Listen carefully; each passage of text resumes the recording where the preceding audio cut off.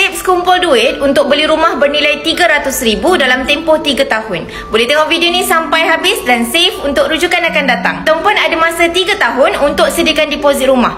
Okey, boleh tag pasangan masing-masing dan ajak mereka untuk mulakan simpanan emas hari ni juga. Caranya mudah saja, suami dan isteri buka akaun emas Gap Public Gold masing-masing secara percuma saja.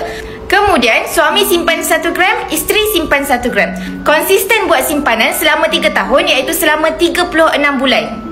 Selepas 3 tahun, total simpanan emas tuan-puan, suami dan isteri dah capai 72 gram emas. Yang mana nilainya hari ni lebih RM32,000. Maksudnya dah cukuplah untuk bayar deposit rumah yang bernilai RM300,000.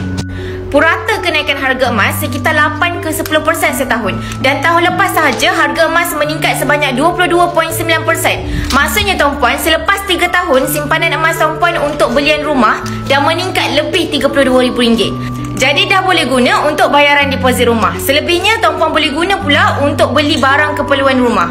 Bila kita simpan emas dengan ilmu, insya-Allah matlamat kita lebih mudah tercapai. So untuk tuan-puan yang nak mulakan simpanan emas, boleh tengok pin video dah ataupun just klik link di bio. Untuk tuan-puan yang nak belajar lebih banyak tentang ilmu emas dan kewangan, boleh follow dah rapat-rapat.